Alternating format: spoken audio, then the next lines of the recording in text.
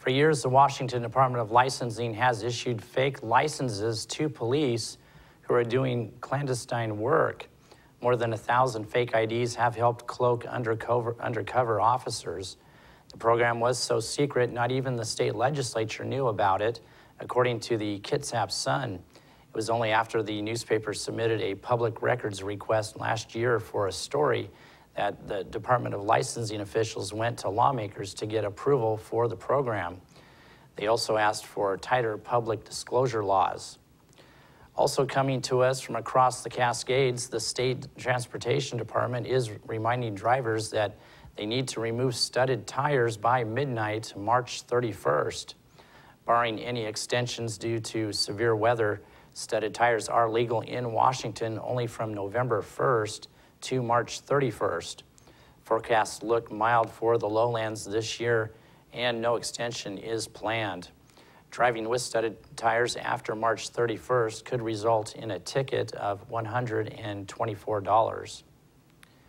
A study by the Society of Actuaries estimates that the new federal health care law will raise the cost of medical claims in Washington state by an average of about 13% per person. Medical claims costs are the main driver of health care insurance premiums. The study estimates that by 2017, President Barack Obama's Affordable Care Act will raise claims costs nationally by an average of 32% per person in the individual health insurance market. That's in part because sicker people will be joining the pool. The study finds wide disparities among states, and it did not make similar estimates for employer plans, the mainstay for workers and their families. The estimates assume every state will expand its Medicaid program. Governor Jay Inslee supports expanding Medicaid in Washington state. For all the hunters out there, we have a quick story for you out of Pennsylvania. They say you can get almost anything at Walmart, but the Pennsylvania Game Commission says one deer hunter took it a little too far. A Pennsylvania man was charged with reckless endangerment and hunting law violations for allegedly shooting across a highway to kill a 10-point buck he spotted in a Walmart parking lot. A wildlife conservation officer said the hunter fired several shots in the parking lot, then retrieved the deer from the side of the highway opposite the store, about 30 miles east of Pittsburgh. The officer reportedly said the buck is one of the nicest taken in the county in recent years. And finally tonight, down in Texas, an animal rescue group recently went above and beyond for an elderly tiger with hip trouble. The Associated Press has the story. 60 big cats live in Wiley, Texas, and they're not the kind you can take home and give a ball of yarn to. What you doing? What you doing, Tacoma? By their caretakers' account, they're humongous rescues. Nadia.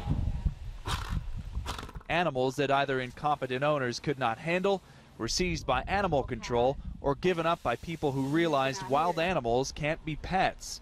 Tacoma the tiger is one of them. He's been having some trouble for about 2 years, but it hasn't affected the way that he would play or he would get in his tub up until about 4 months ago. The 13-year-old Siberian tiger is feeling his age. Yeah, within the last 2 months, he's lost a lot of his muscle tone in both of his hind legs. He suffers from hip dysplasia, which is quickly advancing arthritis of the hip joints. So bad he has trouble walking, as shown in this video, because he's in so much pain. Vicki Cahey is not your typical feline aficionado. She runs the Instincts Exotic Preserve and was determined to do something for Tacoma. Tacoma, to me, is one of the best tigers in the whole world. So he became part of an exclusive club. It's the first time it's ever been done in the U.S. and only the 6th time period ever. The 5 previous times were up in Canada. His vet Toby Wallace recently helped perform a bilateral denervation of the coxofemoral joints. The procedure interrupts the pain signal sent from Tacoma's damaged hips to his brain. The surgery included veterinarians from Canada who pioneered the technique and vets from Texas A&M University. Tacoma is now recovering. I was super hyped because I felt like I found something that would give Tacoma some more time. It isn't a cure-all, but it will allow the elder statesman at the Big Cat Preserve to live the rest of his days with a lot less pain. You know, every doctor's goal is to be able to make a difference in an animal's life, and like I said, I think we've done that here. John Roan, Associated Press, Wiley, Texas. And that's going to do it for us here at iFIBER 1 News. I want to thank you for watching, and we wish you a great night.